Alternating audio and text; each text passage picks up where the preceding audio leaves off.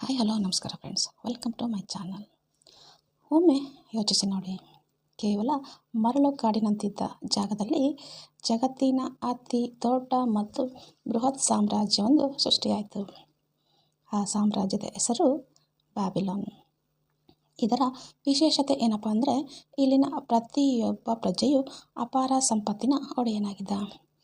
ಯಾರ ಬಳಿಯೂ ಹಣದ ಕೊರತೆ ಇರಲಿಲ್ಲ. ಅಷ್ಟಕ್ಕೂ 4000 ವರ್ಷಗಳ ಹಿಂದೆ ಆ ಜನರಿಗೆ ಮಾತ್ರ ತಿಳಿದಿದ್ದ ಆ ಶ್ರೀಮಂತಿಕೆಯ ಗುಪ್ತ ರಹಸ್ಯವಾದರೂ ಏನು? ನಮಸ್ಕಾರ ಫ್ರೆಂಡ್ಸ್, ಕನ್ನಡ ನಿಮ್ಮೆಲ್ಲರಿಗೂ ಆತ್ಮೀಯ ಸ್ವಾಗತ ನನ್ನ ಈ ಚಾನಲ್ಗೆ. ಜೀವನವನ್ನು ಬದಲಾಯಿಸುವ ಇಂತಹ ಅದ್ಭುತವಾದ ರಹಸ್ಯಗಳನ್ನು ಮತ್ತು ಜ್ಞಾನವನ್ನು ನಿಮ್ಮದೇ ಭಾಷೆಯಲ್ಲಿ ಅಂದರೆ ಕನ್ನಡದಲ್ಲಿ ಪಡೆಯಲು ದಯವಿಟ್ಟು ನನ್ನ ಚಾನಲ್ಗೆ ಸಬ್ಸ್ಕ್ರೈಬ್ ಮಾಡ್ಕೊಳ್ಳಿ. ಈ ಪ್ರಾಚೀನ ರಹಸ್ಯದ ಕತೆ ಶುರುವಾಗುವ ಮುನ್ನ ಈಗಲೇ ಈ ವಿಡಿಯೋಗೊಂದು ಲೈಕ್ ಕೊಡಿ ಮತ್ತು ಜೀವನದಲ್ಲಿ ಬೆಳೆಯಬೇಕು ಅನ್ನೋ ತುಡಿತ ಇರುವ ನಿಮ್ಮ ಪ್ರೀತಿಯ ಸ್ನೇಹಿತರಿಗೆ ಇದನ್ನು ಶೇರ್ ಮಾಡಿ. ನಿಮ್ಮ ಒಂದು ಲೈಕ್ ಇಂತಹ ನೂರಾರು ಪುಸ್ತಕಗಳನ್ನು ನಿಮ್ಮ ಮುಂದೆ ತಂದಿಡಲು ನನಗೆ ದೊಡ್ಡ ಸ್ಫೂರ್ತಿ ನೀಡುತ್ತದೆ. ಫ್ರೆಂಡ್ಸ್, ಇಂದು ನಾನು ಜಾರ್ಜ್ ಎಸ್ ಕ್ಲಾಸನ್ ಅವರು ಬರೆದಿರುವ ಜಗತ್ತಿನಾದ್ಯಂತ ಕೋಟ್ಯಾಂತರ ಜನರ ಆರ್ಥಿಕ ಸ್ಥಿತಿಯನ್ನೇ ಬದಲಾಯಿಸಿದ ಬ್ಯಾಬಿಲೋನಿನ ಅತ್ಯಂತ ಶ್ರೀಮಂತ ವ್ಯಕ್ತಿ ಈ ಪುಸ್ತಕ ಸಂಪೂರ್ಣ ಸಾರಾಂಶವನ್ನು ನಿಮಗೆ ಹೇಳಲಿದ್ದೇನೆ. ಈ ವಿಡಿಯೋ ಸ್ವಲ್ಪ ಉದ್ದ ಆಗಿದೆ, ಆದರೆ ಪ್ರತಿಯೊಂದು ಅಧ್ಯಾಯವನ್ನು ಬಿಡದೆ ಅತ್ಯಂತ ಸರಳವಾದ ಕಥೆಯ ರೂಪದಲ್ಲಿ ನಿಮಗೆ ವಿವರಿಸ್ತಾ ಇದ್ದೀನಿ. ನೀವು ಹಗಲಿರುಳು ಕಷ್ಟಪಟ್ಟು ದುಡಿಯುತ್ತಿದ್ದರೂ ಕೈಯಲ್ಲಿ ಕಾಸು ನಿಲ್ಲುತ್ತಿಲ್ಲವೇ? ದುಡಿದ ಹಣವೆಲ್ಲವೂ ಎಲ್ಲಿಗೆ ಹೋಗ್ತಿದೆ ಅಂತ ತಿಳಿತಾ ಇಲ್ವಾ? ಅಥವಾ ಸಾಲದ ಸುಳಿಯಲ್ಲಿ ಸಿಲುಕಿದ್ದೀರಾ? ಹಾಗಾದರೆ ಈ ವಿಡಿಯೋವನ್ನು 1 ಸೆಕೆಂಡ್ ಕೂಡ ಸ್ಕಿಪ್ ಮಾಡದೆ ಕೊನೆವರೆಗೂ ನೋಡಿ. ಯಾಕಪ್ಪ ಅಂದರೆ ಇಲ್ಲಿ ಹೇಳುವ 4000 ವರ್ಷಗಳ ಹಿಂದಿನ ಆ ಗುಪ್ತ ನಿಯಮಗಳು ಮತ್ತು ಅರ್ಕಾಡ್ ಎಂಬ ಸಾಮಾನ್ಯ ಕಾರ್ಮಿಕನ ಕತೆ ನಿಮ್ಮ ಆರ್ಥಿಕ ಭವಿಷ್ಯವನ್ನು ಸಂಪೂರ್ಣವಾಗಿ ಬದಲಾಯಿಸುವ ಶಕ್ತಿ ಹೊಂದಿದೆ. ಈಗ ತಡ ಮಾಡದೆ ಆ ರಹಸ್ಯದ ಲೋಕಕ್ಕೆ ಹೋಗೋಣ. ಅಧ್ಯಾಯ 1. ಬಂಗಾರವನ್ನು ಬಯಸಿದ ಮನುಷ್ಯ. ಪ್ರಾಚೀನ ಬ್ಯಾಬಿಲೋನ್ ನಗರ ಪ್ರಪಂಚದ ಅತ್ಯಂತ ಬೃಹತ್ ಮತ್ತು ಶ್ರೀಮಂತ ನಗರ. ಆ ನಗರದ ಬೀದಿಗಳಲ್ಲಿ ರಥವನ್ನು ನಿರ್ಮಾಣ ಮಾಡುವ ಬಾನ್ಸಿರ್ ಅನ್ನೋ ಒಬ್ಬ ಸಾಮಾನ್ಯ ಕಾರ್ಮಿಕನಿದ್ದ. ಅಂದು ವಿಪರೀತ ಬಿಸಿಲಿತ್ತು. ಬಾನ್ಸಿರ್ ಕೆಲಸವನ್ನು ಬಿಟ್ಟು ತನ್ನ ಮನೆಯ ಮುಂದಿದ್ದ ಗೋಡೆಯ ಮೇಲೆ ತೀವ್ರವಾದ ಚಿಂತೆಯಲ್ಲಿ ಮುಳುಗಿ ಶೂನ್ಯವನ್ನು ದಿಟ್ಟಿಸುತ್ತಾ ಕುಳಿತಿದ್ದ. ಆಗಾಗ ಅವನ ಹೆಂಡತಿ ಬಾಗಿಲ ಬಳಿ ಬಂದು, ಮನೆಯಲ್ಲಿ ಊಟಕ್ಕೆ ಏನೂ ಇಲ್ಲ, ಬೇಗ ಹೋಗಿ ರಥದ ಕೆಲಸ ಮುಗಿಸಿ ದುಡ್ಡು ತನ್ನಿ ಅಂತ ಕೋಪದಿಂದ ನೋಡ್ತಾ ಇದ್ಲು. ಆದರೆ ಬಾನ್ಸಿರ್ ಮಾತ್ರ ಕದಲದೆ ಕಲ್ಲಿನಂತೆ ಕುಳಿತಿದ್ದ. ಅವನ ಮನಸ್ಸಿನಲ್ಲಿ ಒಂದು ದೊಡ್ಡ ಹೋರಾಟವೇ ನಡೀತಾ ಇತ್ತು. ಆಗ ಅಲ್ಲಿಗೆ ಬಂದಿದ್ದು ಅವನ ಆಪ್ತ ಸ್ನೇಹಿತ ಕೊಬ್ಬಿ ಬಂದಿದ್ದ. ಕೊಬ್ಬಿ ಒಬ್ಬ ಅತ್ಯುತ್ತಮ ಸಂಗೀತಗಾರ. ಅವನು ಬಂದು, ಗೆಳೆಯ ಬಾನ್ಸಿರ್, ನನ್ನ ಬಳಿ ಒಂದು ಬಿಡಿಗಾಸು ಇಲ್ಲ. ಇವತ್ತಿನ ಊಟಕ್ಕೆ ನಿನ್ನ ಹತ್ತಿರ ಏನಾದರೂ 2 ನಾಣ್ಯಗಳು ಇದ್ದರೆ ಸಾಲ ಕೊಡು ಅಂತ ಕೇಳ್ದ. ಆಗ ಬಾನ್ಸಿರ್ ನಗುತ್ತಾ ಹೀಗೆ ಹೇಳ್ದ, ಗೆಳೆಯ, ನನ್ನ ಬಳಿ ನಾಣ್ಯಗಳಿದ್ದರೆ ನಾನು ಅದನ್ನು ಯಾರಿಗೂ ಸಾಲ ಕೊಡ್ತಾ ಇರಲಿಲ್ಲ. ಯಾಕಪ್ಪ ಅಂದರೆ ಆ 2 ನಾಣ್ಯಗಳೇ ನನ್ನ ಇಡೀ ಜೀವನದ ಸಂಪತ್ತು ಆಗಿರ್ತಾ ಇತ್ತು. ನನ್ನ ಜೇಬು ಕೂಡ ಸಂಪೂರ್ಣ ಖಾಲಿಯಾಗಿದೆ ಅಂದ. ಕೊಬ್ಬಿಗೆ ಆಶ್ಚರ್ಯ ಆಯಿತು. ಬೆಳಗಿನಿಂದ ಸಂಜೆಯವರೆಗೆ ಬೆವರು ಸುರಿಸಿ ಕೈಗೆ ಗುಳ್ಳೆ ಬರುವಂತೆ ಕಷ್ಟಪಡುತ್ತು ರಥವನ್ನು ಕಟ್ಟುವ ನಿನ್ನ ಬಳಿ 1 ನಾಣ್ಯವೂ ಇಲ್ಲವೇ? ಇದೇನು ನಿನ್ನ ಸ್ಥಿತಿ ಅಂತ ಕೇಳ್ದ. ಆಗ ಬಾನ್ಸಿರ್ ತನ್ನ ಮನಸ್ಸಿನಲ್ಲಿದ್ದ ನೋವನ್ನು ತೋಡಿಕೊಂಡ. ನಾವು ಚಿಕ್ಕವರಿದ್ದಾಗಿನಿಂದಲೂ ಪ್ರಾಣಿಗಳಂತೆ ಕಷ್ಟಪಟ್ಟು ದುಡಿತಾ ಇದ್ದೀವಿ. ಬ್ಯಾಬಿಲೋನ್ ಪ್ರಪಂಚದ ಅತಿ ಶ್ರೀಮಂತ ನಗರ. ಇಲ್ಲಿನ ರಾಜರು ಮತ್ತು ಶ್ರೀಮಂತರು ಅರಮನೆಗಳಲ್ಲಿ ಚಿನ್ನದ ರಾಶಿಯನ್ನೇ ಇಟ್ಟುಕೊಂಡಿದ್ದಾರೆ. ಆದರೆ ನಾವು ಮಾತ್ರ ಬಡವರಾಗಿಯೇ ಉಳಿದಿದ್ದೇವೆ. ನಾವು ಇಷ್ಟು ಕಷ್ಟಪಟ್ಟರೂ ನಮಗೆ ಯಾಕೆ ಶ್ರೀಮಂತರಾಗಲು ಸಾಧ್ಯ ಆಗ್ತಾ ಇಲ್ಲ? ನಮ್ಮ ದುಡಿತದ ಹಣವೆಲ್ಲ ಎಲ್ಲಿಗೆ ಹೋಗ್ತಾ ಇದೆ? ಕೇವಲ ಮೈ ಮುರಿದು ದುಡಿದರೆ ಯಾರೂ ಶ್ರೀಮಂತರಾಗೋದಿಲ್ಲ ಅನ್ನುವ ಸತ್ಯ ನನಗೀಗ ಅರ್ಥ ಆಗ್ತಾ ಇದೆ ಅಂದ. ಆಗ ಕೊಬ್ಬಿಗೆ ಒಂದು ಮುಖ್ಯವಾದ ವಿಷಯ ನೆನಪಾಯಿತು. ಬಾನ್ಸೀರ್, ನಾವು ನಮ್ಮ ಬಾಲ್ಯದ ಗೆಳೆಯ ಆರ್ಕಾಡ್ ನೆನಪಿದ್ದಾನೆಯೇ? ಅವನು ಮೊದಲು ನಮ್ಮಂತೆಯೇ ಇದ್ದ. ಈಗ ಅವನು ಬಾಬಿಲೋನ್ ನಗರದ ಅತ್ಯಂತ ಶ್ರೀಮಂತ ವ್ಯಕ್ತಿ.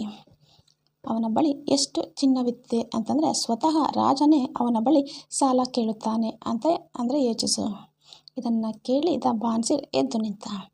ಹೌದಲ್ವೇ, ಆರ್ಕಾಡ್ಗೆ ಶ್ರೀಮಂತನಾಗುವ ಆ ಗುಪ್ತ ರಹಸ್ಯ ಗೊತ್ತಿದೆ. ಹಣವನ್ನು ಆಕರ್ಷಿಸುವ ಆ ನಿಯಮಗಳು ಅವನಿಗೆ ತಿಳಿದಿವೆ. ನಾವು ಇದೇ ರೀತಿ ಪ್ರತಿದಿನ ದುಡಿದು ಬಡವರಾಗಿ ಸಾಯುವುದು ಬೇಡ. ಹಿಂದೆ ನಾವಿಬ್ಬರು ಅವನ ಬಳಿ ಹೋಗೋಣ.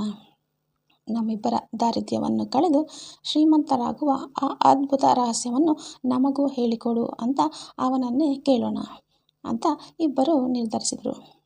ಸ್ನೇಹಿತರೆ, ಈ ಬಾನ್ಸೀರ್ ಮತ್ತು ಕೊಬ್ಬಿಯ ಕಥೆ ನಮ್ಮೆಲ್ಲರ ಜೀವನಕ್ಕೂ ಬಹಳ ಹತ್ತಿರ ಆಗ್ತಾ ಇದೆ ಅಲ್ವಾ? ಕೇವಲ ಕಷ್ಟಪಟ್ಟು ದುಡಿದರೆ ಸಾಲದು, ಹಣ ಮಾಡುವ ರಹಸ್ಯ ಗೊತ್ತಿರಬೇಕು. ಹಾಗಾದರೆ ಬಾನ್ಸೀರ್ ಮತ್ತು ಕೊಬ್ಬಿ ತಮ್ಮ ಗೆಳೆಯ ಆರ್ಕಾಡ್ ಬಳಿ ಹೋದಾಗ ಅವನು ಹೇಳಿದ ಆ ಮೊದಲನ ಗುಪ್ತ ರಹಸ್ಯವೇನು? ಮುಂದಿನ ಅಧ್ಯಾಯದಲ್ಲಿ ಆ ರಹಸ್ಯವನ್ನು ವಿವರವಾಗಿ ತಿಳಿದುಕೊಳ್ಳೋಣ. ಅಧ್ಯಾಯ 2. ಬ್ಯಾಬಿಲೋನಿನ ಅತ್ಯಂತ ಶ್ರೀಮಂತ ವ್ಯಕ್ತಿ. ಬಾನ್ಸೀರ್ ಮತ್ತು ಕೊಬ್ಬಿ ತಮ್ಮ ಇತರ ಕೆಲವು ಬಡ ಸ್ನೇಹಿತರನ್ನು ಒಟ್ಟುಗೂಡಿಸಿಕೊಂಡು ಬ್ಯಾಬಿಲೋನ್ ನಗರದ ಅತ್ಯಂತ ಶ್ರೀಮಂತ ವ್ಯಕ್ತಿಯಾದ ಆರ್ಕಾಡ್ನ ಭವ್ಯವಾದ ಅರಮನೆಗೆ ಹೋದರು. ಆರ್ಕಾಡ್ ಅವರನ್ನೆಲ್ಲ ಅತ್ಯಂತ ಪ್ರೀತಿಯಿಂದ ಸ್ವಾಗತಿಸಿದನು. ಆಗ ಕೊಬ್ಬಿ ಆರ್ಕಾಡ್ನನ್ನು ಕುರಿತು ಹೀಗೆ ಕೇಳಿದ. ಆರ್ಕಾಡ್, ನೀನು ಇಂದು ಇಡೀ ಬ್ಯಾಬಿಲಾನ್ ನಗರದ ಅತ್ಯಂತ ಶ್ರೀಮಂತ ವ್ಯಕ್ತಿ. ಆದರೆ ನಾವೆಲ್ಲರೂ ಬಾಲ್ಯದ ಸ್ನೇಹಿತರು, ಒಂದೇ ಶಾಲೆಯಲ್ಲಿ ಓದಿದವರು. ಆಟಗಳಲ್ಲೂ ನೀನು ನಮಗಿಂತ ಮುಂದೆ ಇರಲಿಲ್ಲ, ಓದಿನಲ್ಲೂ ನಮಗಿಂತ ಜಾಣನಾಗಿರಲಿಲ್ಲ. ನಾವೆಲ್ಲರೂ ನಿನ್ನಂತೆಯೇ ಕಷ್ಟಪಟ್ಟು ಪ್ರಾಮಾಣಿಕವಾಗಿ ದುಡಿದಿದ್ದೇವೆ. ಆದರೆ ಅದೃಷ್ಟ ದೇವತೆ ನಿನಗೆ ಮಾತ್ರ ಹೇಗೆ ಇಷ್ಟು ಸಂಪತ್ತನ್ನು ಸುರಿದಿದ್ದಾಳೆ? ನಮಗೆ ಯಾಕೆ ಈ ಬಡತನ ಕೊಟ್ಟಿದ್ದಾಳೆ? ಇದು ಯಾವ ನ್ಯಾಯ ಅಂತ ಬೇಸರದಿಂದ ಕೇಳಿದ. ಇದನ್ನು ಕೇಳಿ ಆರ್ಕಾಡ್ ನಸುನಕ್ಕು ಹೀಗೆ ಉತ್ತರಿಸಿದ. ನನ್ನ ಪ್ರೀತಿಯ ಸ್ನೇಹಿತರೆ, ದೇವತೆ ಯಾರಿಗೂ ಅನ್ಯಾಯ ಮಾಡೋದಿಲ್ಲ. ನೀವು ಇಷ್ಟು ವರ್ಷ ಕಷ್ಟಪಟ್ಟು ದುಡಿದರೂ ಬಡವರಾಗಿಯೇ ಉಳಿದಿದ್ದೀರಾ ಅಂತಂದರೆ ಅದಕ್ಕೆ ಒಂದೇ ಕಾರಣ. ನಿಮಗೆ ಹಣ ಸಂಪಾದಿಸುವ ಮತ್ತು ಆ ಹಣವನ್ನು ಉಳಿಸಿ ಬೆಳೆಸುವ ಆ ಗುಪ್ತ ನಿಯಮಗಳು ಇನ್ನೂ ತಿಳಿದಿಲ್ಲ, ಅಥವಾ ಆ ನಿಯಮಗಳನ್ನು ನೀವು ಸರಿಯಾಗಿ ಪಾಲಿಸುತ್ತಿಲ್ಲ ಅಷ್ಟೇ. ನಾನು ಕೂಡ ನಿಮ್ಮಂತೆಯೇ ಒಂದು ಕಾಲದಲ್ಲಿ ಅತಿ ಬಡವನಾಗಿ ಇದ್ದೆ. ಮಣ್ಣಿನ ಫಲಕಗಳ ಮೇಲೆ ಅಕ್ಷರಗಳನ್ನು ಕೆತ್ತುವ ಸಾಮಾನ್ಯ ಕೆಲಸ ಮಾಡ್ತಾ ಇದ್ದೆ. ನನಗೂ ನಿಮ್ಮಂತೆಯೇ ಶ್ರೀಮಂತನಾಗುವ ದೊಡ್ಡ ಆಸೆ ಇತ್ತು. ಒಂದು ದಿನ ಅಲ್ಗಾಮಿಶ್ ಅನ್ನೋ ದೊಡ್ಡ ಶ್ರೀಮಂತ ಲೇವಾದೇವಿಗಾರ ನನ್ನ ಬಳಿ ಬಂದ. ಅವನು ನನಗೆ ಒಂದು ಕಷ್ಟದ ಕೆಲಸವನ್ನು ಒಪ್ಪಿಸಿ ಇದನ್ನು ನಾಳೆಯೇ ಮುಗಿಸಿಕೊಡಬೇಕು ಅಂತ ಹೇಳ್ದ. ಆಗ ನಾನು ಧೈರ್ಯ ಮಾಡಿ ಅವನಿಗೊಂದು ಷರತ್ತು ಹಾಕಿದೆ. ಮಾಲೀಕರೇ, ನಾನು ಇಂದು ರಾತ್ರಿ ಇಡೀ ನಿದ್ದೆ ಬಿಟ್ಟು ಕಷ್ಟಪಟ್ಟು ಈ ಕೆಲಸ ಮುಗಿಸಿಕೊಡ್ತೇನೆ. ಆದರೆ ಬದಲಿಗೆ ನೀವು ನನಗೆ ಶ್ರೀಮಂತನಾಗುವ ಆ ಗುಪ್ತ ರಹಸ್ಯಗಳನ್ನು ಹೇಳಿಕೊಡಬೇಕು ಅಂತ ಕೇಳಿದ. ಅದಕ್ಕೆ ಶ್ರೀಮಂತ ಒಪ್ಪಿಕೊಂಡ. ನಾನು ರಾತ್ರಿಯೆಲ್ಲ ಎಚ್ಚರವಿದ್ದು ಕಷ್ಟಪಟ್ಟು ಆ ಕೆಲಸ ಮುಗಿಸಿದೆ. ಬೆಳಿಗ್ಗೆ ಅವನು ಬಂದು ನನ್ನ ಕೆಲಸ ನೋಡಿ ಸಂತೋಷಪಟ್ಟ. ಆಗ ನಾನು, ಮಾಲೀಕರೇ, ನೀವು ಮಾತು ಕೊಟ್ಟಂತೆ ಆ ರಹಸ್ಯವನ್ನು ಹೇಳಿ ಅಂತ ಹೇಳ್ದ. ಆಗ ಅಲ್ಗಾಮಿಶ್ ನನ್ನ ಕಣ್ಣಲ್ಲಿ ಕಣ್ಣಿಟ್ಟು ಒಂದು ಅದ್ಭುತವಾದ ಮಾತು ಹೇಳ್ದ. ಆರ್ಕಾಡ್, ಚೆನ್ನಾಗಿ ನೆನ್ಪಿಟ್ಕೊ. ಶ್ರೀಮಂತನಾಗುವ ಮೊದಲನೇ ಮತ್ತು ಅತಿ ದೊಡ್ಡ ರಹಸ್ಯ ಏನಪ್ಪ ಅಂದರೆ, ನೀನು ಸಂಪಾದಿಸುವ ಹಣ ಒಂದು ಭಾಗ ಕೇವಲ ನಿನಗೆ ಮಾತ್ರ ಸೇರಿರಬೇಕು. ನನಗೆ ಆಶ್ಚರ್ಯವಾಯಿತು. ನಾನು ಸಂಪಾದಿಸುವ ಎಲ್ಲ ಹಣವು ನನಗೆ ಸೇರಿದ್ದು ಅಲ್ವಾ ಅಂತ ಮರುಪ್ರಶ್ನೆ ಹಾಕಿದೆ. ಅದಕ್ಕೆ ಆ ಶ್ರೀಮಂತ ನಕ್ಕು ಹೇಳಿದ, ಖಂಡಿತ ಇಲ್ಲ ಆರ್ಕಾಡ್. ನೀನು ದುಡಿದ ಹಣದಲ್ಲಿ ಬಟ್ಟೆ ಹೊಲಿಯೋವನಿಗೆ ಕೊಡ್ತೀಯಾ, ಚಪ್ಪಲಿ ಮಾಡುವವನಿಗೆ ಕೊಡ್ತೀಯಾ, ಮನೆ ಬಾಡಿಗೆ ಕೊಡ್ತೀಯಾ, ಊಟಕ್ಕಾಗಿ ಅಂಗಡಿಯವನಿಗೆ ಕೊಡ್ತೀಯಾ, ಹೀಗೆ ನಿನ್ನ ದುಡ್ಡನ್ನು ಎಲ್ಲರಿಗೂ ಹಂಚುತ್ತೀಯಾ. ಆದರೆ ನಿನಗಾಗಿ, ನಿನ್ನ ಭವಿಷ್ಯಕ್ಕಾಗಿ ಏನನ್ನೂ ಉಳಿಸುತ್ತಿಲ್ಲ, ಏನೂ ಇಲ್ಲ. ಅದರಿಂದ ಇಂದಿನಿಂದ ನೀನು ಸಂಪಾದಿಸುವ ಹಣದಲ್ಲಿ ಕನಿಷ್ಠ 1/10 ಅಂದರೆ 10% ನಿನಗಾಗಿ ಮಾತ್ರ ತೆಗೆದಿಡು. ಅದನ್ನು ಯಾರಿಗೂ ಖರ್ಚು ಮಾಡಬೇಡ. ಆ ಉಳಿಸಿದ ಹಣ ನಿನ್ನ ಭವಿಷ್ಯದ ಬೀಜ ಇದ್ದಂತೆ. ಆ ಬೀಜವನ್ನು ಬಿತ್ತಿದರೆ ಅದು ದೊಡ್ಡ ಮರವಾಗಿ ಹಣದ ಹಣ್ಣುಗಳನ್ನು ಕೊಡುತ್ತದೆ ಅಂತ ಹೇಳಿ ಹೊರಟು ಹೋದ. ಸ್ನೇಹಿತರೆ, ಆರ್ಕಾಡ್ ಹೇಳಿದ ಈ ಮೊದಲನೇ ರಹಸ್ಯವನ್ನು ಕೇಳಿ ಬಾನ್ಸೀರ್ ಮತ್ತು ಕೊಬಿಗೆ ಆಶ್ಚರ್ಯವಾಯಿತು. ಹಾಗಾದರೆ ಆ 1/10 ಹಣವನ್ನು ಉಳಿಸಿದ ಮೇಲೆ ಆರ್ಕಾಡ್ ಮುಂದೆ ಏನು ಮಾಡಿದ? ಆ ಉಳಿಸಿದ ಹಣವನ್ನು ಬೆಳೆಸುವ ಆ 2ನೇ ರಹಸ್ಯವೇನು? ಅದನ್ನು ಮುಂದಿನ ಅಧ್ಯಾಯದಲ್ಲಿ ವಿವರವಾಗಿ ನೋಡೋಣ. ಅಧ್ಯಾಯ 3. ಬಡತನವನ್ನು ಹೋಗಲಾಡಿಸುವ 7 ಗುಪ್ತ ರಹಸ್ಯಗಳು. ಬ್ಯಾಬಿಲೋನ್ ನಗರದ ರಾಜನಿಗೆ ಒಂದು ದೊಡ್ಡ ಚಿಂತೆ ಶುರುವಾಯಿತು. ನಗರದಲ್ಲಿರುವ ಸಂಪತ್ತೆಲ್ಲ ಕೇವಲ ಕೆಲವು ಶ್ರೀಮಂತರ ಕೈಯಲ್ಲಿ ಸೇರಿಕೊಂಡಿದೆ. ಉಳಿದ ಸಾಮಾನ್ಯ ಜನರೆಲ್ಲ ಬಡವರಾಗಿಯೇ ಇದ್ದಾರೆ ಎಂದು ರಾಜನಿಗೆ ಬೇಸರ ಆಯಿತು. ತನ್ನ ದೇಶದ ಪ್ರತಿಯೊಬ್ಬ ಪ್ರಜೆಯು ಶ್ರೀಮಂತನಾಗಬೇಕು ಅಂತ ನಿರ್ಧರಿಸಿದ ರಾಜ ನಗರದ ಅತ್ಯಂತ ದೊಡ್ಡ ಶ್ರೀಮಂತ ವ್ಯಕ್ತಿಯಾದ ಆರ್ಕಾಡ್ನನ್ನು ಕರೆಸಿದನು. ಆರ್ಕಾಡ್ 100 ಜನ ಸಾಮಾನ್ಯ ಕಾರ್ಮಿಕರನ್ನು ಒಂದು ದೊಡ್ಡ ಸಭಾಂಗಣದಲ್ಲಿ ಸೇರಿಸಿದ.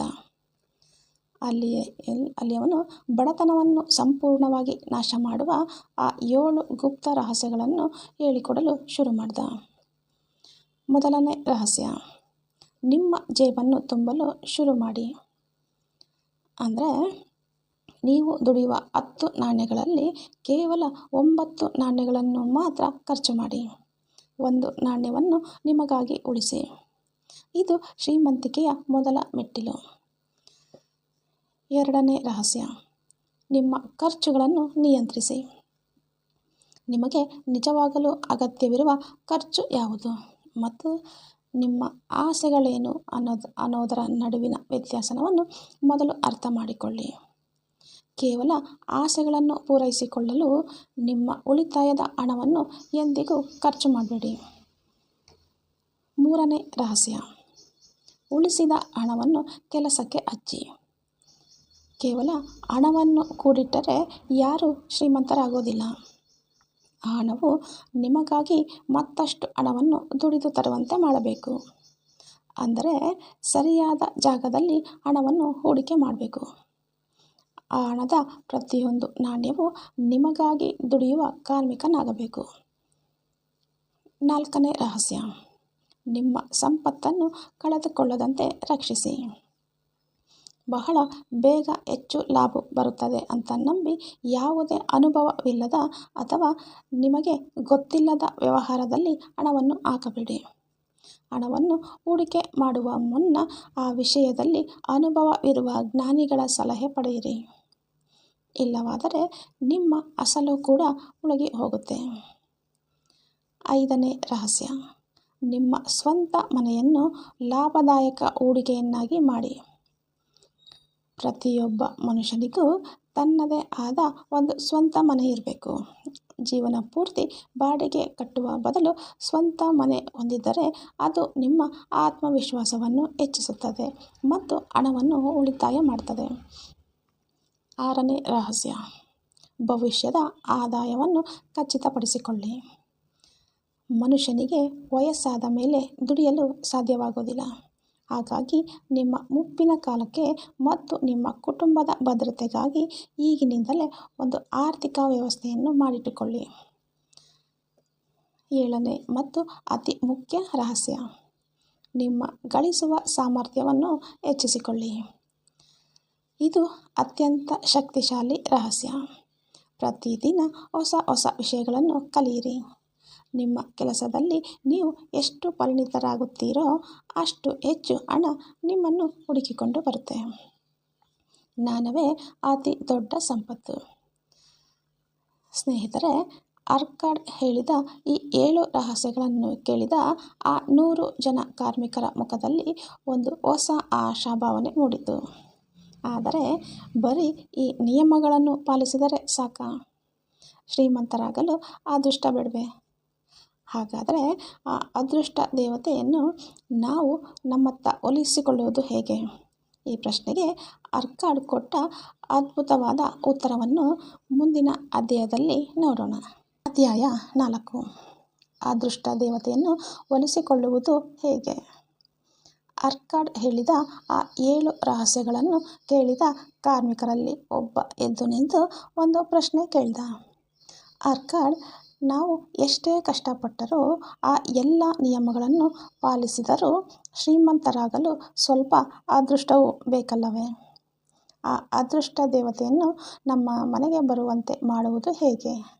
ಜೂಜಾಟದಲ್ಲಿ ಅಥವಾ ಪಂದ್ಯಗಳಲ್ಲಿ ಹಣ ಕಟ್ಟಿದರೆ ಅದೃಷ್ಟ ಒಲಿಯುತ್ತದೆಯೇ ಅಂತ ಕೇಳಿದ. ಅದಕ್ಕೆ ಅರ್ಕಾಡ್ ನಗುತ್ತಾ ಹೀಗೆ ಉತ್ತರಿಸಿದ, ಖಂಡಿತ ಇಲ್ಲ. ಜೂಜಾಟದಲ್ಲಿ ಗೆಲ್ಲುವ ಅವಕಾಶ ಕೇವಲ ಆ ಜೂಜುಕಟ್ಟೆಯ ಮಾಲೀಕನಿಗೆ ಮಾತ್ರ ಇರುತ್ತದೆ. ಆಟವಾಡುವವರ ಸೋಲಿನಲ್ಲೇ ಅವನ ಲಾಭ ಅಡಗಿರುತ್ತೆ. ಅಲ್ಲಿ ಹೋಗಿ ಅದೃಷ್ಟವನ್ನು ಹುಡುಕುವುದು ಶುದ್ಧ ಮೂರ್ಖತನ ಅಂತ ಹೇಳ್ದ. ಹಾಗಾದರೆ ನಿಜವಾದ ಅದೃಷ್ಟ ಅಂದರೆ ಏನು ಅಂತ ಆ ಕಾರ್ಮಿಕ ಮತ್ತೆ ಕೇಳಿದ. ಆಗ ಅರ್ಕಾಡ್ ಒಂದು ಅತ್ಯಮೂಲ್ಯವಾದ ಪಾಠವನ್ನು ವಿವರಿಸಿದ. ನಿಜವಾದ ಅದೃಷ್ಟ ಏನಪ್ಪ ಅಂದರೆ ನಮಗೆ ಎದುರಾಗುವ ಸುವರ್ಣಾವಕಾಶ. ಅದೃಷ್ಟ ದೇವತೆ ಯಾವಾಗಲೂ ಅವಕಾಶಗಳ ರೂಪದಲ್ಲಿ ನಮ್ಮ ಬಾಗಿಲಿಗೆ ಬರುತ್ತಾಳೆ. ಆದರೆ ಬಹಳಷ್ಟು ಜನ ಆ ಅವಕಾಶವನ್ನು ಒಪ್ಪಿಕೊಳ್ಳಲು ಭಯಪಡ್ತಾರೆ ಅಥವಾ ಸೋಮಾರಿತನ ಮಾಡ್ತಾರೆ. ಯಾವುದೇ ಒಂದು ಒಳ್ಳೆಯ ಕೆಲಸ ಶುರು ಮಾಡಬೇಕಾದ್ರೆ ನಾಳೆ ಮಾಡೋಣ, ಮುಂದಿನ ತಿಂಗಳು ನೋಡೋಣ ಅಂತ ಮುಂದೂಡ್ತಾರೆ. ನೆನಪಿಟ್ಟುಕೊಳ್ಳಿ, ಈ ಮುಂದೂಡುವಿಕೆ ಅಥವಾ ನಾಳೆ ಮಾಡೋಣ ಅನ್ನೋ ಅಭ್ಯಾಸವೇ ಮನುಷ್ಯನ ಅತಿ ದೊಡ್ಡ ಶತ್ರು.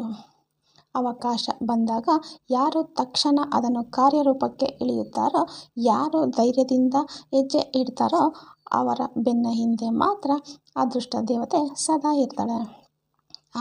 ಆದ್ದರಿಂದ ಅದೃಷ್ಟವನ್ನು ಒಲಿಸಿಕೊಳ್ಳುವ ಒಂದೇ ಒಂದು ರಹಸ್ಯ ಏನಪ್ಪ ಅಂದರೆ ಅವಕಾಶ ಬಂದಾಗ ತಕ್ಷಣ ಆ್ಯಕ್ಷನ್ ತೆಗೆದುಕೊಳ್ಳೋದು. ಕೆಲಸವನ್ನು ಎಂದಿಗೂ ಮುಂದೂಡದಿರದೇ ಇರೋದು. ಸ್ನೇಹಿತರೆ, ನಾವು ಕೂಡ ನಮ್ಮ ಜೀವನದಲ್ಲಿ ನಾಳೆ ಮಾಡೋಣ ಅಂತ ಎಷ್ಟೋ ಅದೃಷ್ಟಗಳನ್ನು ಕಳೆದುಕೊಂಡಿದ್ದೇವೆ ಅಲ್ವಾ? ಅವಕಾಶಗಳನ್ನು ಸರಿಯಾದ ಸಮಯದಲ್ಲಿ ಬಳಸಿಕೊಂಡರೆ ಮಾತ್ರ ಅದೃಷ್ಟ ಒಲಿಯುತ್ತದೆ ಎನ್ನುವುದು ನಮಗೆಲ್ಲರಿಗೂ ತಿಳಿಯಬೇಕಾದ ದೊಡ್ಡ ಸತ್ಯ. ಹಾಗಾದರೆ ಈ ಅದೃಷ್ಟದ ಜೊತೆಗೆ ನಾವು ಸಂಪಾದಿಸಿದ ಹಣ ನಮ್ಮ ಬಳಿ ಶಾಶ್ವತವಾಗಿ ಉಳಿಯಲು ಮತ್ತು 100ರಷ್ಟು ಬೆಳೆಯಲು ಇರುವ ಆ 5 ಬಂಗಾರದ ನಿಯಮಗಳು ಯಾವುವು? ಇದನ್ನು ಮುಂದಿನ ಅಧ್ಯಾಯದಲ್ಲಿ ಕಥೆಯ ಮೂಲಕ ನೋಡೋಣ. ಅಧ್ಯಾಯ 5. ಹಣವನ್ನು ಆಕರ್ಷಿಸುವ 5 ಬಂಗಾರದ ನಿಯಮಗಳು. ಬ್ಯಾಬಿಲೋನ್ ನಗರದ ಶ್ರೀಮಂತ ಅರ್ಕಾಡ್ಗೆ ಈಗ ವಯಸ್ಸಾಗುತ್ತಾ ಬಂದಿತ್ತು. ತನ್ನ ಅಪಾರವಾದ ಆಸ್ತಿ ಮತ್ತು ಸಂಪತ್ತನ್ನು ನೋಡಿಕೊಳ್ಳಲು ತನ್ನ ಮಗ ನೋಮಾಸಿನನ್ನು ಉತ್ತರಾಧಿಕಾರಿಯನ್ನಾಗಿ ಮಾಡಬೇಕು ಅಂತ ಅವನು ನಿರ್ಧರಿಸಿದ್ದ. ಆದರೆ ಬ್ಯಾಬಿಲೋನ್ ನಗರದ ಪದ್ಧತಿಯಂತೆ ಮಗನಿಗೆ ಅಪ್ಪನ ಆಸ್ತಿಯನ್ನು ಸುಮ್ಮನೆ ಕೊಡುವಂತೆ ಇರಲಿಲ್ಲ. ಆ ದೊಡ್ಡ ಸಂಪತ್ತನ್ನು ಕಾಪಾಡಿಕೊಳ್ಳುವ ಯೋಗ್ಯತೆ ಮತ್ತು ಬುದ್ಧಿವಂತಿಕೆ ಆತನಿಗೆ ಇದೆಯೇ ಅಂತ ಪರೀಕ್ಷೆ ಮಾಡಬೇಕಿತ್ತು. ಹಾಗಾಗಿ ಅರ್ಕಾಡ್ ತನ್ನ ಮಗನಿಗೆ ಕರೆದು ಒಂದು ಚೀಲ ತುಂಬ ಚಿನ್ನದ ನಾಣ್ಯಗಳನ್ನು ಮತ್ತು ಮಣ್ಣಿನಿಂದ ಮಾಡಿದ ಒಂದು ಫಲಕವನ್ನು ಕೊಟ್ಟ. ಆ ಫಲಕದಲ್ಲಿ ಹಣವನ್ನು ಕಾಪಾಡಿಕೊಳ್ಳುವ 5 ಬಂಗಾರದ ನಿಯಮಗಳನ್ನು ಕೆತ್ತಲಾಗಿತ್ತು. ನೋಮಾಸಿರ್, ನೀನು 10 ವರ್ಷಗಳ ಕಾಲ ಬೇರೆ ದೇಶಕ್ಕೆ ಹೋಗಿ ನಿನ್ನ ಸ್ವಂತ ಕಾಲಿನ ಮೇಲೆ ನಿಂತು ಈ ಹಣವನ್ನು ಹೆಚ್ಚಿಸಿಕೊಂಡು ಬರಬೇಕು. ಆಗ ಮಾತ್ರ ನನ್ನ ಆಸ್ತಿ ಸೇರುತ್ತದೆ ಅಂತ ಕಳುಹಿಸಿಕೊಟ್ಟ. ನೋಮಾಸಿರ್ ಬಹಳ ಖುಷಿಯಿಂದ ಬೇರೆ ಊರಿಗೆ ಹೋದ. ಆದರೆ ಆ ಮಣ್ಣಿನ ಫಲಕದಲ್ಲಿದ್ದ ಆ ಬಂಗಾರದ ನಿಯಮಗಳನ್ನು ಅವನು ಓದಲೇ ಇಲ್ಲ. ಕೈಯಲ್ಲಿ ತುಂಬ ಚಿನ್ನವಿದ್ದ ಅಹಂಕಾರದಲ್ಲಿ ಕುದುರೆ ಪಂದ್ಯದಲ್ಲಿ ಹಣ ಕಟ್ಟಿದ. ಮೋಸಗಾರರ ಜೊತೆ ವ್ಯಾಪಾರ ಮಾಡಲು ಹೋದ. ಪರಿಣಾಮ ಏನಾಯಿತು ಗೊತ್ತಾ? ಕೇವಲ ಕೆಲವೇ ತಿಂಗಳುಗಳಲ್ಲಿ ತಂದೆ ಕೊಟ್ಟಿದ್ದ ಎಲ್ಲ ಚಿನ್ನದ ನಾಣ್ಯಗಳನ್ನು ಕಳೆದುಕೊಂಡು ಬೀದಿಗೆ ಬಿದ್ದ. ಹೊಟ್ಟೆಗೆ ಊಟವಿಲ್ಲದೆ, ಹಾಕಲು ಸರಿಯಾದ ಬಟ್ಟೆ ಇಲ್ಲದೆ ಕಣ್ಣೀರು ಹಾಕಿದ. ಆಗ ಅವನಿಗೆ ತನ್ನ ತಂದೆ ಕೊಟ್ಟಿದ್ದ ಆ ಮಣ್ಣಿನ ಫಲಕ ನೆನಪಾಯಿತು. ತಕ್ಷಣ ಅದನ್ನು ತೆಗೆದು ಓದಿದಾಗ ತಾನು ಎಂತಹ ದೊಡ್ಡ ತಪ್ಪುಗಳನ್ನು ಮಾಡಿದ್ದೇನೆ ಅಂತ ಅವನಿಗೆ ಅರಿವಾಯಿತು. ಆ ಫಲಕದಲ್ಲಿದ್ದ ಆ 5 ಬಂಗಾರದ ನಿಯಮಗಳನ್ನು ಅವನು ತನ್ನ ತಲೆಯಲ್ಲಿ ಅಚ್ಚಳಿಯದಂತೆ ಉಳಿಸಿಕೊಂಡ. ಆ ನಿಯಮಗಳನ್ನು ಬಳಸಿಕೊಂಡು ಅತ್ಯಂತ ಕೆಳಮಟ್ಟದಿಂದ ಸಾಮಾನ್ಯ ಕಾರ್ಮಿಕನಾಗಿ ಮತ್ತೆ ದುಡಿಯಲು ಶುರು ಮಾಡಿದ. 10 ವರ್ಷಗಳ ನಂತರ ತನ್ನ ತಂದೆ ಕೊಟ್ಟಿದ್ದಕ್ಕಿಂತ 3 ಪಟ್ಟು ಹೆಚ್ಚು ಸಂಪಾದನೆ ಮಾಡಿ ತಂದೆಯ ಬಳಿ ಹೆಮ್ಮೆಯಿಂದ ಹಿಂದಿರುಗಿದ. ತಂದೆಯ ಪರೀಕ್ಷೆಯಲ್ಲಿ ಪಾಸಾಗಿ ಇಡೀ ಬ್ಯಾಬಿಲೋನ್ ನಗರಕ್ಕೆ ಉತ್ತರಾಧಿಕಾರಿ ಆದ. ಸ್ನೇಹಿತರೆ, ಬೀದಿಗೆ ಬಿದ್ದಿದ್ದ ನೋಮಾಸೀರನ ಜೀವನವನ್ನೇ ಬದಲಾಯಿಸಿ ಅವನಿಗೆ ಅಪಾರ ಸಂಪತ್ತು ತಂದುಕೊಟ್ಟ ಆ 5 ಬಂಗಾರದ ನಿಯಮಗಳನ್ನು ನಾನು ನಿಮಗೆ ಹೇಳುವ ಮುನ್ನ ನನಗೊಂದು ಸಣ್ಣ ಆಸೆ, ಸಣ್ಣ ರಿಕ್ವೆಸ್ಟ್ ಕೂಡ. ಚಾನಲ್ ಮೂಲಕ ಇಂತಹ ಸಾವಿರಾರು ರೂಪಾಯಿ ಬೆಲೆ ಬಾಳುವ ಪುಸ್ತಕದ ಜ್ಞಾನವನ್ನು ಕಷ್ಟಪಟ್ಟು ಹುಡುಕಿ ನಿಮಗೆ ಸಂಪೂರ್ಣವಾಗಿ ತಲುಪಿಸ್ತಾ ಇದ್ದೀವಿ, ಉಚಿತವಾಗಿ ತಲುಪಿಸ್ತಾ ಇದ್ದೀವಿ. ಈ ಪುಟ್ಟ ಹೃದಯದ ಪ್ರಯತ್ನ ನಿಮಗೆ ಇಷ್ಟ ಆಗ್ತಾ ಇದ್ದರೆ, ನಿಮ್ಮ ಜೀವನದ ಇದರಿಂದ ಸ್ವಲ್ಪನಾದರೂ ಬದಲಾವಣೆ ಆಗ್ತಾ ಇದ್ದರೆ ದಯವಿಟ್ಟು ಈಗಲೇ ವಿಡಿಯೋಗೊಂದು ಲೈಕ್ ಕೊಡಿ. ಹಾಗೆ ನನ್ನ ಚಾನಲ್ಗೆ ಸಬ್ಸ್ಕ್ರೈಬ್ ಮಾಡ್ಕೊಳ್ಳಿ. ನಿಮ್ಮ ಬೆಂಬಲವೇ ನನಗೆ ಅತಿ ದೊಡ್ಡ ಶಕ್ತಿ. ಬನ್ನಿ ಈಗ ನಿಮ್ಮ ಭವಿಷ್ಯವನ್ನು ಬದಲಾಯಿಸಬಲ್ಲ ಆ 5 ನಿಯಮಗಳನ್ನು ನೋಡೋಣ. ಮೊದಲನೇ ನಿಯಮ, ತನ್ನ ಭವಿಷ್ಯಕ್ಕಾಗಿ ಮತ್ತು ತನ್ನ ಕುಟುಂಬದ ರಕ್ಷಣೆಗಾಗಿ ಯಾರು ತಾನು ಗಳಿಸುವ ಆದಾಯದಲ್ಲಿ ಕನಿಷ್ಠ 10ನೇ 1 ಭಾಗವನ್ನು ಉಳಿಸುತ್ತಾನೋ ಅವನ ಬಳಿಗೆ ಹಣವು ಸಂತೋಷದಿಂದ ಮತ್ತು ಹೆಚ್ಚೆಚ್ಚು ಪ್ರಮಾಣದಲ್ಲಿ ಬರುತ್ತದೆ. ಅಂದರೆ ನೀವು ಉಳಿಸುವ ಆ 10% ಹಣ ಭವಿಷ್ಯದಲ್ಲಿ ಮತ್ತಷ್ಟು ಹಣವನ್ನು ಆಕರ್ಷಿಸುವ ಕಾಂತದಂತೆ, ಅಂದರೆ ಮ್ಯಾಗ್ನೆಟ್ ಥರ ಕೆಲಸ ಮಾಡುತ್ತೆ. ಎರಡನೇ ನಿಯಮ, ಬುದ್ಧಿವಂತಿಕೆಯಿಂದ ಉಳಿಸಿದ ಹಣವನ್ನು ಲಾಭದಾಯಕವಾದ ಕೆಲಸದಲ್ಲಿ ತೊಡಗಿಸಿದರೆ ಆ ಹಣವು ಒಬ್ಬ ನಿಷ್ಠಾವಂತ ಕೆಲಸಗಾರನಂತೆ ಮತ್ತಷ್ಟು ಹಣವನ್ನು ದುಡಿದು ತರುತ್ತೆ. ಹಣವನ್ನು ಸುಮ್ಮನೆ ಮನೆಯಲ್ಲಿಟ್ಟರೆ ಅದು ಬೆಳೆಯುವುದಿಲ್ಲ. ಸರಿಯಾದ ಜಾಗದಲ್ಲಿ ಹೂಡಿಕೆ ಮಾಡುವುದೇ ಹಣವನ್ನು ಬೆಳೆಸುವ ಸರಿಯಾದ ದಾರಿ. ಮೂರನೇ ನಿಯಮ, ಹಣದ ಬಗ್ಗೆ ಚೆನ್ನಾಗಿ ತಿಳಿದಿರುವ ಜ್ಞಾನಿಗಳ ಸಲಹೆಯಂತೆ ಯಾರು ಹಣವನ್ನು ಹೂಡಿಕೆ ಮಾಡುತ್ತಾರೋ ಅವರ ಬಳಿ ಮಾತ್ರ ಹಣವು ಸುರಕ್ಷಿತವಾಗಿ ಅಂಟಿಕೊಂಡಿರುತ್ತದೆ. ನಿಮಗೆ ಗೊತ್ತಿಲ್ಲದ ವ್ಯವಹಾರದಲ್ಲಿ ಕೇವಲ ಯಾರೋ ಸ್ನೇಹಿತರು ಹೇಳಿದರು ಅಂತ ಹಣ ಹಾಕಿದರೆ ಅದು ನಷ್ಟವಾಗುವುದು ಖಂಡಿತ. ಅನುಭವ ಇರುವವರ ಸಲಹೆ ಪಡೆಯುವುದು ಅತಿ ಮುಖ್ಯ. ನಾಲ್ಕನೇ ನಿಯಮ, ತನಗೆ ಸ್ವಲ್ಪವೂ ಪರಿಚಯವಿಲ್ಲದ ಅಥವಾ ಸರಿಯಾದ ಜ್ಞಾನವಿಲ್ಲದ ವ್ಯವಹಾರದಲ್ಲಿ ಹಣವನ್ನು ಹಾಕುವವನ ಕೈಯಿಂದ ಹಣವು ಜಾರಿ ಹೋಗುತ್ತದೆ. ಇದು ನೋಮಾಸೀರ್ ಮಾಡಿದ ತಪ್ಪು. ಮೋಸಗಾರರ ಜೊತೆ ಸೇರಿ ತನಗೆ ಗೊತ್ತಿಲ್ಲದ ವ್ಯಾಪಾರ ಮಾಡಿ ಕೈ ಸುಟ್ಟುಕೊಂಡ. ಐದನೇ ನಿಯಮ, ಅತಿ ಹೆಚ್ಚು ಲಾಭದ ಆಸೆಗೆ ಬಿದ್ದು ಅಸಾಧ್ಯವಾದ ವ್ಯವಹಾರಕ್ಕೆ ಕೈ ಹಾಕುವವನು ಮತ್ತು ಮೋಸಗಾರರ ಆಕರ್ಷಕ ಮಾತುಗಳಿಗೆ ಮರುಳಾಗುವವರಿಂದ ಹಣವು ಶಾಶ್ವತವಾಗಿ ದೂರ ಓಡಿ ಹೋಗುತ್ತದೆ. ರಾತ್ರೋರಾತ್ರಿ ಶ್ರೀಮಂತರಾಗಬಹುದು ಅಂತ ಹೇಳುವ ಸ್ಕೀಮ್ಗಳಿಂದ, ಲಾಟರಿಗಳಿಂದ ದೂರವಿರಿ. ಅದು ನಿಮ್ಮ ಮೂಲ ಹಣವನ್ನು ಕೂಡ ನುಂಗಿ ಹಾಕುತ್ತದೆ. ಫ್ರೆಂಡ್ಸ್, ಈ 5 ನಿಯಮಗಳೇ ಬ್ಯಾಬಿಲೋನ್ ನಗರದ ಸಂಪತ್ತಿನ ಅಸಲಿ ಗುಟ್ಟು. ಇದು ಕೇವಲ ಕಥೆಯಲ್ಲ, ಇಂದಿಗೂ ಪ್ರಪಂಚದ ಅತಿ ದೊಡ್ಡ ಶ್ರೀಮಂತರೆಲ್ಲರೂ ಪಾಲಿಸುತ್ತಿರುವ ರಹಸ್ಯ. ಹಾಗಾದರೆ ಈ ಸಂಪತ್ತನ್ನು ರಕ್ಷಿಸಿಕೊಳ್ಳಲು ಬ್ಯಾಬಿಲೋನ್ ನಗರದಲ್ಲಿ ಏನಿತ್ತು? ಅಲ್ಲಿನ ಗೋಡೆಗಳ ರಹಸ್ಯವೇನು ಮತ್ತು ಲೇವಾದೇವಿಗಾರನ ಕಥೆ ಏನು? ಅದನ್ನು ಮುಂದಿನ ಅಧ್ಯಾಯದಲ್ಲಿ ನೋಡೋಣ. ಅಧ್ಯಾಯ 6, ಬ್ಯಾಬಿಲೋನಿನ ಲೇವಾದೇವಿಗಾರ, ಅಂದರೆ ಸಾಲ ಕೊಡುವವನು. ಬ್ಯಾಬಿಲೋನ್ ನಗರದಲ್ಲಿ ರೋಡನ್ ಎನ್ನೋ ಬಡ ಕಾರ್ಮಿಕನಿದ್ದ. ಅವನು ಸೈನಿಕರಿಗೆ ಈಟಿ ಮತ್ತು ಕತ್ತಿಗಳನ್ನು ತಯಾರಿಸುವ ಕೆಲಸ ಮಾಡ್ತಾ ಇದ್ದ. ಒಂದು ದಿನ ಅವನು ಮಾಡಿದ ಅತ್ಯುತ್ತಮ ಆಯುಧಗಳನ್ನು ನೋಡಿ ರಾಜನಿಗೆ ತುಂಬ ಖುಷಿಯಾಯಿತು. ರಾಜನು ಸಂತೋಷದಿಂದ ರೋಡನ್ಗೆ 50 ಚಿನ್ನದ ನಾಣ್ಯಗಳನ್ನು ಬಹುಮಾನವಾಗಿ ಕೊಟ್ಟ. ಇಷ್ಟೊಂದು ದೊಡ್ಡ ಮೊತ್ತದ ಹಣವನ್ನು ಒಟ್ಟಿಗೆ ನೋಡಿರದ ರೋಡನ್ಗೆ ಆಶ್ಚರ್ಯವೂ ಆಯಿತು, ಜೊತೆಗೆ ಭಯವೂ ಶುರುವಾಯಿತು. ಈ ಹಣವನ್ನು ಏನು ಮಾಡುವುದು, ಎಲ್ಲಿ ಇಡುವುದು ಅಂತ ಅವನಿಗೆ ತಿಳಿಯಲಿಲ್ಲ. ಅಷ್ಟರಲ್ಲಿ ಅವನ ತಂಗಿ ಬಂದು, ಅಣ್ಣ, ಆ ಹಣವನ್ನು ನನ್ನ ಗಂಡನಿಗೆ ಸಾಲವಾಗಿ ಕೊಡು. ಅವನು ಒಂದು ದೊಡ್ಡ ವ್ಯಾಪಾರ ಶುರು ಮಾಡ್ತಾನೆ, ಲಾಭ ಬಂದ ಮೇಲೆ ನಿನಗೆ ಹಿಂದಿರುಗಿಸುತ್ತಾನೆ ಅಂತ ಪೀಡಿಸಲು ಶುರು ಮಾಡಿದ್ಲು. ರೋಡನ್ಗೆ ತನ್ನ ತಂಗಿಯ ಮೇಲೆ ನಂಬಿಕೆ ಇರಲಿಲ್ಲ. ಯಾಕಪ್ಪ ಅಂದರೆ ಅವನಿಗೆ ವ್ಯಾಪಾರದ ಯಾವುದೇ ಅನುಭವ ಇರಲಿಲ್ಲ. ಆದರೆ ತಂಗಿ ಹೀಗೆ ಇಲ್ಲ ಅಂತ ಹೇಳಲು ಕಷ್ಟ ಆಯಿತು. ಆಗ ಅವನು ನೇರವಾಗಿ ಮ್ಯಾಥನ್ ಅನ್ನೋ ಲೇವಾದೇವಿಗಾರನ ಬಳಿ ಹೋದ. ಮ್ಯಾಥನ್ ಇಡೀ ಬ್ಯಾಬಿಲೋನ್ ನಗರದಲ್ಲೇ ಅತ್ಯಂತ ಬುದ್ಧಿವಂತ ಸಾಲ ಕೊಡುವ ವ್ಯಾಪಾರಿ ಆಗಿದ್ದ. ರೋಡನ್ ಅವನ ಬಳಿ ಹೋಗಿ ತನ್ನ ಸಮಸ್ಯೆಯನ್ನು ಹೇಳಿಕೊಂಡ. ಮ್ಯಾಥನ್, ನನ್ನ ಬಳಿ 50 ಚಿನ್ನದ ನಾಣ್ಯಗಳು ಇವೆ. ರೋಡನ್ಗೆ ತನ್ನ ತಂಗಿಯ ಮೇಲೆ ನಂಬಿಕೆ ಇರಲಿಲ್ಲ. ಯಾಕಪ್ಪ ಅಂದರೆ ಅವನಿಗೆ ವ್ಯಾಪಾರದ ಯಾವುದೇ ಅನುಭವ ಇರಲಿಲ್ಲ. ಆದರೆ ತಂಗಿಗೆ ಇಲ್ಲ ಅಂತ ಹೇಳಲು ಅವನಿಗೆ ಕಷ್ಟ ಆಯಿತು. ಆಗ ಅವನು ನೇರವಾಗಿ ಮ್ಯಾಥನ್ ಅನ್ನೋ ಲೇವಾದೇವಿಗಾರನ ಬಳಿ ಹೋದ.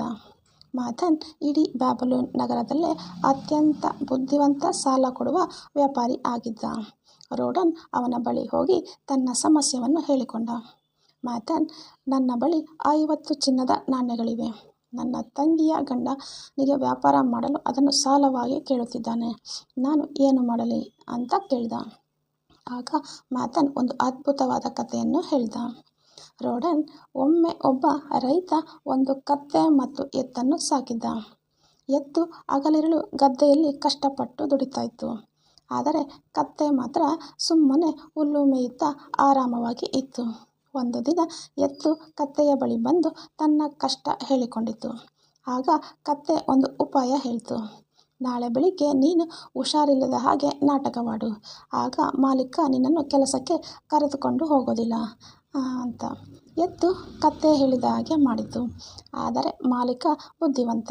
ಎತ್ತು ಬಾರದಿದ್ದಾಗ ಅವನು ಆ ಕತ್ತೆಯನ್ನೇ ಎಳೆದುಕೊಂಡು ಹೋಗಿ ಇಡೀ ದಿನ ಗದ್ದೆಯಲ್ಲಿ ಉಳುವಂತೆ ಮಾಡಿದ. ಬೇರೆಯವರಿಗೆ ಸಹಾಯ ಮಾಡಲು ಹೋಗಿ ಕತ್ತೆ ತನ್ನ ಮೈ ಮೇಲೆ ಕಷ್ಟ ಹೇಳಿಕೊಂಡಿತು. ಮ್ಯಾಥನ್ ಹೇಳ್ದ, ರೋಡನ್, ನೀನು ನಿನ್ನ ತಂಗಿಗೆ ಸಹಾಯ ಮಾಡಲು ಹೋಗಿ ನಿನ್ನ ಹಣವನ್ನು ಕಳೆದುಕೊಂಡು ಆ ಎತ್ತಿನ ಕಷ್ಟವನ್ನು ನೀನು ಅನುಭವಿಸಬೇಡ.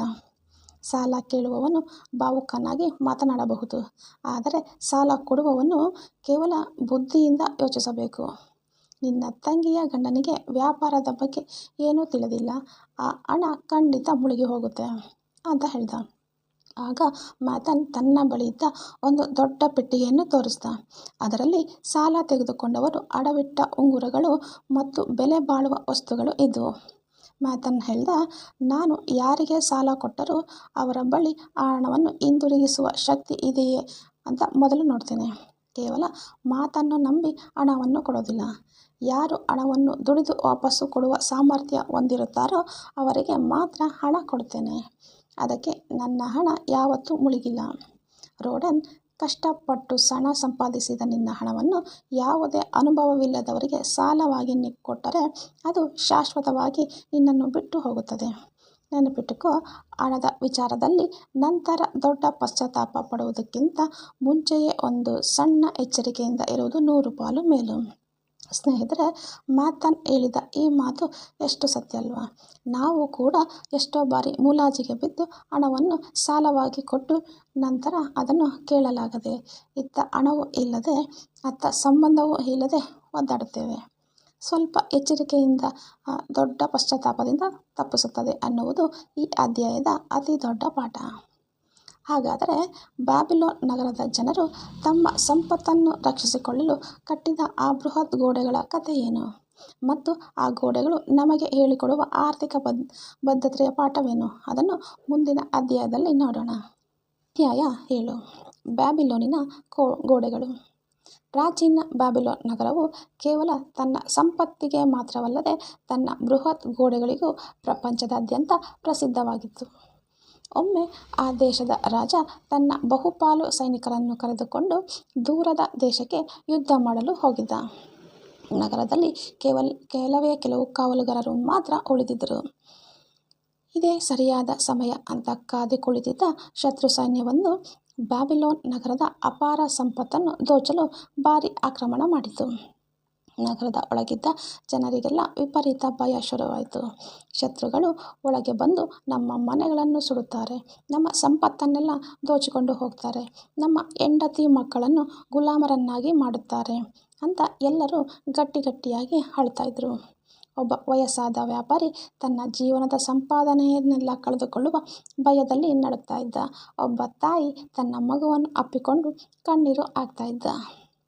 ಆಗ ಆ ಬೃಹತ್ ಗೋಡೆಯ ಕಾವಲುಗಾರನಾದ ಬಂಜಾರ್ ಎಂಬ ವೃದ್ಧ ಸೈನಿಕ ಭಯಭೀತರಾಗಿದ್ದ ಜನರಿಗೆ ಧೈರ್ಯ ಹೇಳಲು ಮುಂದಾದ.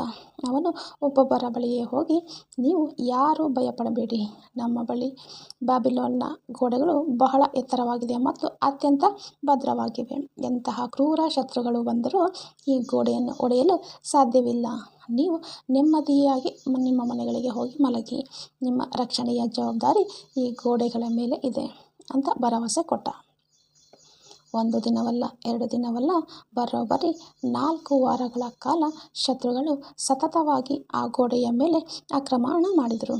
ಆದರೆ ಆ ಬೃಹತ್ ಗೋಡೆಯ ಒಂದು ಸಣ್ಣ ಕಲ್ಲನ್ನು ಕೂಡ ಅಲುಗಾಡಿಸಲು ಅವರಿಂದ ಆಗಲಿಲ್ಲ. ಕೊನೆಗೆ ಶತ್ರು ಸೈನ್ಯ ಸಂಪೂರ್ಣವಾಗಿ ಸೋತು ನಿರಾಶೆಯಿಂದ ಹಿಂದಿರುಗಿದರು. ಆ ಭದ್ರವಾದ ಗೋಡೆಗಳು ಇಡೀ ನಗರದ ಜನರ ಬದುಕು, ಪ್ರಾಣಮಾನ ಮತ್ತು ಸಂಪತ್ತನ್ನು ಕಾಪಾಡಿದವು. ಸ್ನೇಹಿತರೆ, ಈ ಕತೆ ನಮಗೆ ಕಲಿಸುವ ಅತ್ಯಮೂಲ್ಯವಾದ ಪಾಠವೇನು? ಪ್ರತಿಯೊಬ್ಬ ಮನುಷ್ಯನಿಗೂ ತನ್ನ ಆರ್ಥಿಕ ಜೀವನದಲ್ಲಿ ಇಂತಹ ಭದ್ರವಾದ ಗೋಡೆಗಳ ಅಗತ್ಯವಿದೆ.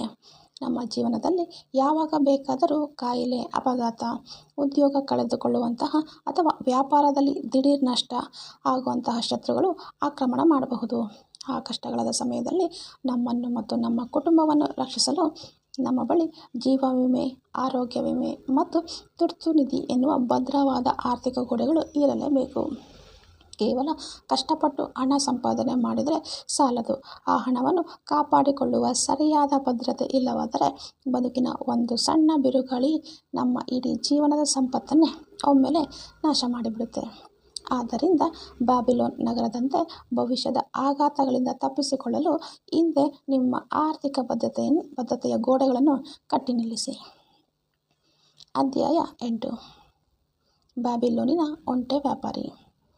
ಬ್ಯಾಬಿಲೋನ್ ನಗರದಲ್ಲಿ ತರ್ಕಾಡ್ ಎನ್ನ ಒಬ್ಬ ಯುವಕನಿದ್ದ.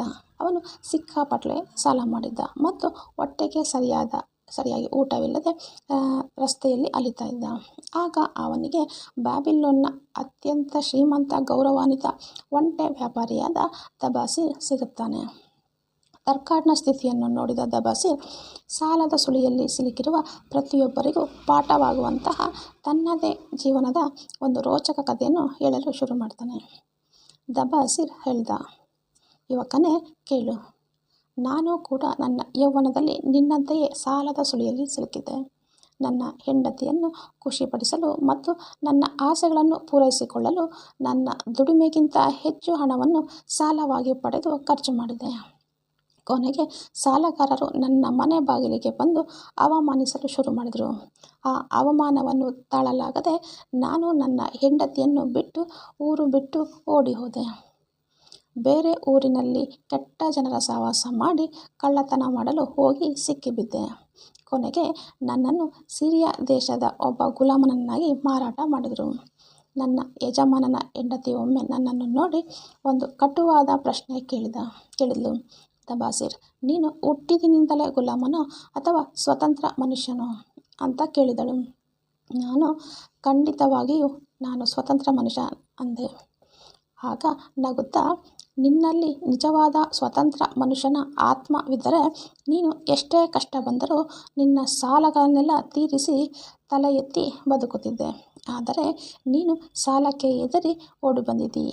ಯಾರು ತನ್ನ ಜವಾಬ್ದಾರಿಗಳಿಂದ ಓಡಿ ಹೋಗುತ್ತಾನೋ ಅವನು ನಿಜವಾದ ಗುಲಾಮ ಅಂದಳು. ಈ ಮಾತು ನನ್ನ ಎದೆಗೆ ಬಾಣದಂತೆ ನಾಟಿತು. ನಾನು ಎಂತಹ ಹೇಡಿ, ಎಂತಹ ದೊಡ್ಡ ತಪ್ಪು ಮಾಡಿದ್ದೇನೆ ಅಂತ ನನಗೆ ಅರಿವಾಯಿತು. ಹೇಗಾದರೂ ಸರಿ ನನ್ನ ಊರಿಗೆ ಹೋಗಿ ಪ್ರತಿಯೊಬ್ಬರ ಸಾಲವನ್ನು ತೀರಿಸಿ ಮರ್ಯಾದೆಯಿಂದ ಬದುಕಬೇಕು ಅಂತ ದೃಢ ನಿರ್ಧಾರ ಮಾಡಿದೆ. ಒಂದು ರಾತ್ರಿ ಯಾರಿಗೂ ತಿಳಿಯದಂತೆ 2 ಒಂಟೆಗಳನ್ನು ತೆಗೆದುಕೊಂಡು ಮರಳುಗಾಡಿನಿಂದ ಪರಾರಿಯಾದೆ. ಸುಡು ಬಿಸಿಲಿನಲ್ಲಿ ತಿನ್ನಲು ಅನ್ನವಿಲ್ಲದೆ, ಕುಡಿಯಲು ನೀರಿಲ್ಲದೆ ಸಾಯುವ ಪರಿಸ್ಥಿತಿ ಬಂದರೂ ನನ್ನಲ್ಲಿದ್ದ ಆ ಛಲ ನನ್ನನ್ನು ಸಾಯಲು ಬಿಡಲಿಲ್ಲ. ಕೊನೆಗೂ ನಾನು ಬ್ಯಾಬಿಲೋನ್ ತಲುಪಿದೆ. ನನ್ನ ಸಾಲಗಾರರ ಬಳಿ ಹೋಗಿ ಕ್ಷಮೆ ಕೇಳಿದೆ. ನಾನು ಕಷ್ಟಪಟ್ಟು ದುಡಿದು ನಿಮ್ಮೆಲ್ಲರ ಸಾಲವನ್ನು ತೀರಿಸ್ತೇನೆ ಅಂತ ಮಾತು ಕೊಟ್ಟೆ. ಒಂಟೆಗಳ ವ್ಯಾಪಾರ ಶುರು ಮಾಡಿದೆ. ನಾನು ಸಂಪಾದಿಸಿದ ಹಣದಲ್ಲಿ ಕಡ್ಡಾಯವಾಗಿ 10% ನನಗಾಗಿ ಉಳಿಸಿದೆ. 20% ಕಟ್ಟುನಿಟ್ಟಾಗಿ ನನ್ನ ಸಾಲ ತೀರಿಸಲು ಬಳಸಿದೆ. ಉಳಿದ 70% ಹಣದಲ್ಲಿ ನನ್ನ ಹೆಂಡತಿ ಮಕ್ಕಳ ಜೊತೆ ಜೀವನ ನಡೆಸಿದೆ. ಕೇವಲ ಕೆಲವೇ ವರ್ಷಗಳಲ್ಲಿ ನಾನು ನನ್ನ ಎಲ್ಲ ಸಾಲವನ್ನು ತೀರಿಸಿ ಬ್ಯಾಬಿಲೋನ್ ನಗರದ ಗೌರವಾನ್ವಿತ ಶ್ರೀಮಂತನಾಗಿ ತಲೆ ಎತ್ತಿ ನಿಂತೆ. ಫ್ರೆಂಡ್ಸ್, ದಬಾಸೀರ್ನ ಈ ಕತೆ ನಮಗೆ ಹೇಳಿಕೊಡುವ ಅತಿ ದೊಡ್ಡ ಪಾಠ ಏನಪ್ಪ ಅಂದರೆ, ಎಲ್ಲಿ ದೃಢವಾದ ಸಂಕಲ್ಪ ಇರುತ್ತದೆಯೋ ಅಲ್ಲಿ ಒಂದು ದಾರಿ ಇದ್ದೇ ಇರುತ್ತೆ. ನಿಮ್ಮ ಬಳಿ ಎಷ್ಟೇ ದೊಡ್ಡ ಸಾಲ ಇದ್ದರೂ ಅದರಿಂದ ಹೊರಬರಲೇಬೇಕು ಅನ್ನೋ ಛಲ ಇದ್ದರೆ ಖಂಡಿತ ಹೊರಬರಬಹುದು. ಸಾಲ ಮಾಡುವುದು ತಪ್ಪಲ್ಲ, ಆದರೆ ಆ ಸಾಲವನ್ನು ತೀರಿಸುವ ದೃಢವಾದ ಮನಸ್ಸು ಮತ್ತು ಲೆಕ್ಕಾಚಾರ ನಮಗಿರಬೇಕು. ಅಧ್ಯಾಯ 9. ಮಣ್ಣಿನ ಫಲಕಗಳ ರಹಸ್ಯ. ಸಾವಿರಾರು ವರ್ಷಗಳ ನಂತರ ಆ ಭವ್ಯವಾದ ಬ್ಯಾಬಿಲೋನ್ ನಗರವು ಸಂಪೂರ್ಣವಾಗಿ ನಾಶವಾಗಿ ಮಣ್ಣಿನಲ್ಲಿ ಹೂತು ಹೋಗಿತ್ತು. ಒಮ್ಮೆ ಇಂಗ್ಲೆಂಡ್ ದೇಶದ ಪುರಾತತ್ವ ಇಲಾಖೆಯ ವಿಜ್ಞಾನಿಗಳು ಆ ಹಳೆಯ ನಗರವನ್ನು ಅಗೆಯುವಾಗ ಅವರಿಗೆ 5 ಪ್ರಾಚೀನ ಮಣ್ಣಿನ ಫಲಕಗಳು ಸಿಗ್ತವೆ. ಆ ಫಲಕಗಳ ಮೇಲೆ ಬ್ಯಾಬಿಲೋನ್ ಭಾಷೆಯಲ್ಲಿ ಏನನ್ನೋ ಕೆತ್ತಲಾಗಿತ್ತು. ಆ ವಿಜ್ಞಾನಿಗಳು ಅದನ್ನು ಓದಲು ಲಂಡನ್ ನಗರದ ಒಬ್ಬ ಪ್ರೊಫೆಸರ್ಗೆ ಕಳುಹಿಸಿಕೊಡ್ತಾರೆ. ಆ ಪ್ರೊಫೆಸರ್ ಅದನ್ನು ಓದಿ ಭಾಷಾಂತರ ಮಾಡುವಾಗ ಅವನಿಗೆ ಒಂದು ದೊಡ್ಡ ಆಶ್ಚರ್ಯ ಕಾದಿತ್ತು. ಆ ಮಣ್ಣಿನ ಫಲಕಗಳ ಮೇಲೆ ಬೇರೇನೋ ಬರೆದಿರಲಿಲ್ಲ. ಬದಲಾಗಿ ಹಿಂದಿನ ಅಧ್ಯಯನದಲ್ಲಿ ನಾವು ನಿಮಗೆ ಹೇಳಿದ ಆ ಒಂಟೆ ವ್ಯಾಪಾರಿ ದಬಾಸೀರ್ ತಾನು ಸಾಲದಿಂದ ಹೇಗೆ ಹೊರಬಂದೆ ಅನ್ನೋ ಅದ್ಭುತ ಲೆಕ್ಕಾಚಾರವನ್ನು ತನ್ನ ಸ್ವಂತ ಕೈಯಲ್ಲಿ ಅದರಲ್ಲಿ ಬರೆದಿಟ್ಟಿದ್ದ. ಅದರಲ್ಲಿದ್ದ ದಬಾಸೀರ್ ಅತ್ಯಂತ ಸ್ಪಷ್ಟವಾಗಿ ಹೀಗೆ ಬರೆದಿದ್ದ: ನನ್ನ ಸಂಪಾದನೆಯಲ್ಲಿ 10% ಕಡ್ಡಾಯವಾಗಿ ನನಗಾಗಿ ಉಳಿಸುತ್ತಿದ್ದೆ. 20% ನನ್ನ ಸಾಲಗಾರರಿಗೆ ನಿಷ್ಠೆಯಿಂದ ಹಂಚುತ್ತಿದ್ದೆ ಮತ್ತು ಉಳಿದ 70% ಮಾತ್ರ ನನ್ನ ಹೆಂಡತಿ ಮಕ್ಕಳ ಜೊತೆ ಜೀವನ ನಿರ್ವಹಣೆಗೆ ಬಳಸುತ್ತಿದ್ದೆ. ಇದರಲ್ಲಿ ವಿಶೇಷ ಏನಪ್ಪ ಅಂದರೆ, ಆ ಮಣ್ಣಿನ ಫಲಕಗಳನ್ನು ಓದಿದ ಆ ಇಂಗ್ಲೆಂಡ್ನ ಪ್ರೊಫೆಸರ್ ಕೂಡ ಆ ಸಮಯದಲ್ಲಿ ಕುತ್ತಿಗೆಯವರೆಗೆ ಸಾಲ ಮಾಡಿದ್ದ. ಅವನಿಗೆ ತನ್ನ ಸಾಲವನ್ನು ಹೇಗೆ ತೀರಿಸುವುದು ಅಂತ ತಿಳಿಯದೆ ಒದ್ದಾಡ್ತಾ ಇದ್ದ. ಅವನು ಆ ಫಲಕಗಳನ್ನು ಓದಿದ ಮೇಲೆ ತನ್ನ ಹೆಂಡತಿಯ ಜೊತೆ ಸೇರಿ ಒಂದು ನಿರ್ಧಾರ ಮಾಡಿದ. ಈ 4000 ವರ್ಷಗಳ ಹಿಂದಿನ ಒಂಟೆ ವ್ಯಾಪಾರಿಯ ನಿಯಮವನ್ನು ನಾವು ಯಾಕೆ ನಮ್ಮ ಜೀವನದಲ್ಲಿ ಒಮ್ಮೆ ಅಳವಡಿಸಿಕೊಳ್ಳಬಾರದು ಅಂತ ನಿರ್ಧರಿಸಿದ. ಅವರಿಬ್ಬರು ದಬಾಸೀರ್ ಹೇಳಿದ ಅದೇ 20% ನಿಯಮವನ್ನು ಕಟ್ಟುನಿಟ್ಟಾಗಿ ಪಾಲಿಸಲು ಶುರು ಮಾಡಿದರು. ತಮ್ಮ ಖರ್ಚುಗಳನ್ನು 70%ಕ್ಕೆ ಇಳಿಸಿದರು. ಆಶ್ಚರ್ಯ ಏನಪ್ಪ ಅಂತಂದರೆ, ಕೇವಲ 2 ವರ್ಷಗಳಲ್ಲಿ ಆ ಪ್ರೊಫೆಸರ್ ಮತ್ತು ಅವನ ಹೆಂಡತಿ ತಮ್ಮ ಮೇಲಿದ್ದ ಎಲ್ಲ ಸಾಲಗಳನ್ನು ಸಂಪೂರ್ಣವಾಗಿ ತೀರಿಸಿ ನೆಮ್ಮದಿಯ ಉಸಿರು ಬಿಟ್ಟರು. ಆ ಪ್ರೊಫೆಸರ್ ಆ ಮಣ್ಣಿನ ಫಲಕಗಳಿಗೆ ಕೃತಜ್ಞತೆ ಸಲ್ಲಿಸಿ ಒಂದು ಪತ್ರವನ್ನು ಕೂಡ ಬರೆದ. ಸ್ನೇಹಿತರೆ, ಇದು ಯಾವುದೋ ಕಾಲ್ಪನಿಕ ಕಥೆ ಅಲ್ಲ, ಇದು ನಿಜಕ್ಕೂ ನಡೆದ ಘಟನೆ. ಆ ಮಣ್ಣಿನ ಫಲಕಗಳು ಇಂದಿಗೂ ಇಂಗ್ಲೆಂಡ್ನ ಮ್ಯೂಸಿಯಂನಲ್ಲಿ ಸುರಕ್ಷಿತವಾಗಿ ಇವೆ. ಈ ಘಟನೆ ನಮಗೆ ಹೇಳುವುದು ಒಂದೇ ಸತ್ಯ: ಜಗತ್ತು ಎಷ್ಟೇ ಬದಲಾದರೂ, ವಿಜ್ಞಾನ ಎಷ್ಟೇ ಮುಂದುವರೆದರೂ, ಹಣವನ್ನು ಸಂಪಾದಿಸುವ ಮತ್ತು ಉಳಿಸುವ ಆ ಮೂಲ ನಿಯಮಗಳು ಎಂದಿಗೂ ಬದಲಾಗೋದಿಲ್ಲ. 4000 ವರ್ಷಗಳ ಹಿಂದಿನ ಬ್ಯಾಬಿಲೋನ್ ಜನರ ಸಾಲದಿಂದ ಮುಕ್ತಗೊಳಿಸಿದ ಆ ರಹಸ್ಯ ಇಂದಿಗೂ ಕೂಡ 100ಕ್ಕೆ 100ರಷ್ಟು ಕೆಲಸ ಮಾಡುತ್ತೆ. ಹಾಗಾದರೆ ಇಂತಹ ಅದ್ಭುತ ನಗರದಲ್ಲಿ ಅತ್ಯಂತ ಅದೃಷ್ಟವಂತ ಮನುಷ್ಯ ಯಾರು? ಕಷ್ಟಪಟ್ಟು ದುಡಿಯುವುದರ ಮಹತ್ವವೇನು ಎನ್ನುವುದನ್ನು ತಿಳಿಸುವ ಈ ಪುಸ್ತಕದ ಕೊನೆಯ ಮತ್ತು ಅತ್ಯಂತ ಸುಂದರವಾದ 10ನೇ ಅಧ್ಯಯನವನ್ನು ಈಗ ನೋಡೋಣ. ಅಧ್ಯಾಯ 10. ಬ್ಯಾಬಿಲೋನಿನ ಅತ್ಯಂತ ಅದೃಷ್ಟವಂತ ಮನುಷ್ಯ. ಬ್ಯಾಬಿಲೋನ್ ನಗರದಲ್ಲಿ ಶರಣನಾಡ ಅನ್ನೋ ಅತ್ಯಂತ ದೊಡ್ಡ ವ್ಯಾಪಾರಿ ಇದ್ದ. ಅವನು ಒಮ್ಮೆ ತನ್ನ ಹಳೆಯ ಸ್ನೇಹಿತನ ಮೊಮ್ಮಗನಾದ ಅದಾಸಿನ್ ಜೊತೆ ದೂರದ ಊರಿಗೆ ಪ್ರಯಾಣ ಮಾಡ್ತಾ ಇದ್ದ. ಆ ಯುವಕ ಅದಾಸನ್ ಬಹಳ ಸೋಮಾರಿಯಾಗಿದ್ದ. ಅವನ ಪ್ರಕಾರ ಕಷ್ಟಪಟ್ಟು ಕೆಲಸ ಮಾಡುವುದು ಕೇವಲ ಬಡವರಿಗೂ ಮತ್ತು ಗುಲಾಮರಿಗೆ ಮಾತ್ರ ಸೀಮಿತ. ತಾನು ಶ್ರೀಮಂತನ ಮೊಮ್ಮಗ, ಹಾಗಾಗಿ ತಾನು ಕೆಲಸ ಮಾಡಬಾರದು, ಕೇವಲ ಆರಾಮವಾಗಿ ಜೀವನ ಅನುಭವಿಸಬೇಕು ಅಂತ ಅವನು ಬಲವಾಗಿ ನಂಬಿದ್ದ. ಇದನ್ನು ಗಮನಿಸಿದ ಆ ವಯಸ್ಸಾದ ವ್ಯಾಪಾರಿ ಶರಣಡ ಆ ಯುವಕನಿಗೆ ಬುದ್ಧಿ ಕಲಿಸಲು ತನ್ನ ಜೀವನದ ಅತಿ ದೊಡ್ಡ ರಹಸ್ಯವನ್ನು ಬಿಚ್ಚಿಟ್ಟ. ಅದಾಸನ್, ನಿನಗೊಂದು ನಿಜವಾದ ವಿಷಯ ಹೇಳುತ್ತೇನೆ ಕೇಳು. ಇಂದು ಇಷ್ಟು ದೊಡ್ಡ ಶ್ರೀಮಂತನಾಗಿರುವ ನಾನು ಒಂದು ಕಾಲದಲ್ಲಿ ಬೇರೊಬ್ಬರ ಕೈ ಕೆಳಗೆ ಕೇವಲ ಗುಲಾಮನಾಗಿದ್ದೆ ಅಂದರೆ ನೀನು ನಂಬ್ತೀಯಾ ಅಂತ ಕೇಳಿದ. ಅದಾಸನ್ಗೆ ಆಶ್ಚರ್ಯ ಆಯಿತು. ತಾತನ ಸಮಾನನಾದ ಇಷ್ಟು ದೊಡ್ಡ ವ್ಯಾಪಾರಿ ಗುಲಾಮನಾಗಿದ್ದಾನೆ ಅಂತ ಬಾಯಿ ಬಿಟ್ಟು ನೋಡಿದ. ಶರಣಡ ಮುಂದುವರಿಸಿ ಹೇಳ್ದ, ಹೌದು, ನಾನು ಗುಲಾಮನಾಗಿದ್ದೆ. ಆದರೆ ನಾನು ಕೆಲಸ ಮಾಡುವುದನ್ನು ಎಂದಿಗೂ ಕೀಳಾಗಿ ಕಾಣಲಿಲ್ಲ. ಕೆಲಸದಿಂದ ತಪ್ಪಿಸಿಕೊಳ್ಳಲು ನಾನು ಯಾವತ್ತೂ ಸುಳ್ಳು ಹೇಳಲಿಲ್ಲ. ನನ್ನ ಯಜಮಾನ ಹೇಳಿದ ಪ್ರತಿಯೊಂದು ಕೆಲಸವನ್ನು ಅತ್ಯಂತ ಶ್ರದ್ಧೆಯಿಂದ, ಪ್ರೀತಿಯಿಂದ ಮತ್ತು ಪ್ರಾಮಾಣಿಕವಾಗಿ ಮಾಡ್ತಾಯಿದ್ದೆ. ನನ್ನ ಕಷ್ಟಪಡುವ ಗುಣವನ್ನು ನೋಡಿ ನನ್ನ ಯಜಮಾನನಿಗೆ ನನ್ನ ಮೇಲೆ ಅಪಾರವಾದ ನಂಬಿಕೆ ಮತ್ತು ಗೌರವ ಹುಟ್ಟಿತು. ಅವನು ನನ್ನ ಕೇವಲ ಗುಲಾಮನಂತೆ ನೋಡದೆ ತನ್ನ ವ್ಯಾಪಾರದಲ್ಲಿ ಪಾಲುದಾರನನ್ನಾಗಿ ಮಾಡಿಕೊಂಡ. ನನ್ನ ಜೀವನದಲ್ಲಿ ಕೆಲಸವೇ ನನ್ನ ಅತ್ಯಂತ ಸ್ನೇಹಿತನಾಗಿತ್ತು. ಆ ಕೆಲಸವೇ ನನ್ನನ್ನು ಗುಲಾಮಗಿರಿಯಿಂದ ಬಿಡಿಸಿ ಸ್ವತಂತ್ರನನ್ನಾಗಿ ಮಾಡಿಸಿತು. ಕಷ್ಟಪಟ್ಟು ದುಡಿಯುವ ನನ್ನ ಒಂದೇ ಒಂದು ಗುಣದಿಂದಲೇ ನಾನು ಇಂದು ಇಷ್ಟು ದೊಡ್ಡ ಸಾಮ್ರಾಜ್ಯವನ್ನು ಕಟ್ಟಲು ಸಾಧ್ಯವಾಯಿತು. ನೆನಪಿಟ್ಟುಕೋ, ಕೆಲಸ ಮಾಡುವುದನ್ನು ಯಾರು ಪ್ರೀತಿಸುತ್ತಾರೋ ಅವರನ್ನು ಆ ಕೆಲಸವೇ ಒಂದು ದಿನ ರಾಜನನ್ನಾಗಿ ಮಾಡುತ್ತದೆ. ನಾನು ಬ್ಯಾಬಿಲೋನಿನ ಅತ್ಯಂತ ಅದೃಷ್ಟವಂತ ಮನುಷ್ಯನಾಗಲು ಕಾರಣ ಅದೃಷ್ಟ ದೇವತೆಯೇ ಅಲ್ಲ, ಬದಲಾಗಿ ನನ್ನ ಕಠಿಣ ಪರಿಶ್ರಮ ಮತ್ತು ನಾನು ಮಾಡುತ್ತಿದ್ದ ಕೆಲಸದ ಮೇಲಿನ ಗೌರವ ಮಾತ್ರ ಅಂತ ಹೇಳ್ದ. ಈ ಅದ್ಭುತವಾದ ಕಥೆಯನ್ನು ಕೇಳಿದ ಆ ಸೋಮಾರಿ ಯುವಕ ಅರಸನ ಕಣ್ಣುಗಳು ತೆರೆದುಕೊಂಡವು. ತನ್ನ ತಾತನ ಸ್ನೇಹಿತ ಇಷ್ಟು ದೊಡ್ಡ ಶ್ರೀಮಂತನಾದರೂ ಕಷ್ಟಪಟ್ಟು ಕೆಲಸ ಮಾಡುವುದನ್ನು ನಂಬಿದ್ದಾನೆ ಅಂತಂದರೆ ತಾನು ಎಷ್ಟು ದೊಡ್ಡ ತಪ್ಪು ಮಾಡುತ್ತಿದ್ದೇನೆ ಅಂತ ಅವನಿಗೆ ಅರಿವಾಯಿತು. ತಲೆ ತಗ್ಗಿಸಿದ ಅವನು ಅಂದಿನಿಂದ ಶ್ರಮವನ್ನು ಮತ್ತು ಕೆಲಸವನ್ನು ಗೌರವಿಸಲು ಶುರು ಮಾಡಿದ. ಫ್ರೆಂಡ್ಸ್, ಈ 10ನೇ ಅಧ್ಯಾಯದ ಅರ್ಥ ಬಹಳ ಸ್ಪಷ್ಟವಾಗಿದೆ. ಇಂದಿನ ದಿನಗಳಲ್ಲಿ ಅನೇಕರು ಶ್ರಮಪಟ್ಟು ಕೆಲಸ ಮಾಡುವುದನ್ನು ಕೀಳಾಗಿ ಕಾಣ್ತಾರೆ. ಸುಲಭವಾಗಿ ಹಣ ಮಾಡಬೇಕು ಅಂತ ಅಂದ್ಕೊಳ್ತಾರೆ. ಆದರೆ ನೆನಪಿಡಿ, ಕಷ್ಟಪಟ್ಟು ದುಡಿಯುವ ಗುಣವೇ ಮನುಷ್ಯನಿಗೆ ಒಲಿಯುವ ಅತಿ ದೊಡ್ಡ ಅದೃಷ್ಟ.